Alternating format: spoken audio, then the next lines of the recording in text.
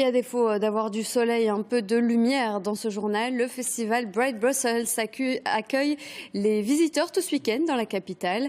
Un spectacle qui illumine les rues, mais aussi des lieux remarquables au cinquantenaire aussi, mais aussi à l'Institut des sciences naturelles par exemple. Reportage Martin Biltereis. Jamais sans doute Vélociraptor n'aura eu de la visite aussi tard. Une fois n'est pas coutume, voilà la galerie des dinosaures du Muséum des sciences naturelles transfigurée et comme vous ne l'avez jamais vu. Les dinosaures fascinent tout le monde, donc de grands aux petits, et en plus avec cet éclairage, c'est particulièrement suggestif.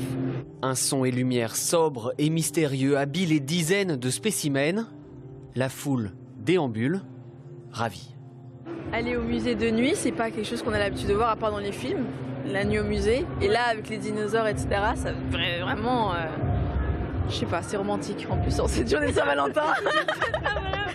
Et en parlant d'amour, pourquoi ne pas se laisser tenter par ce qu'il se passe au pavillon des passions humaines, au cinquantenaire?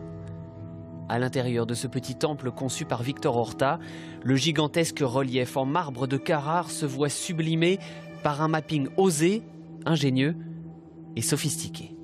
Il y a une numérisation qui a été faite par le labo Panorama de l'ULB, qui ont fait un travail formidable. Et donc j'ai eu cette espèce de double numérique qui m'a permis de travailler sur l'œuvre. L'idée était vraiment de redonner chair dans les passions humaines. Donc on dévoile en fait potentiellement ce qu'il y a sous la pierre. C'est un peu l'idée d'ailleurs. Et ensuite la pierre vient reprendre ses droits.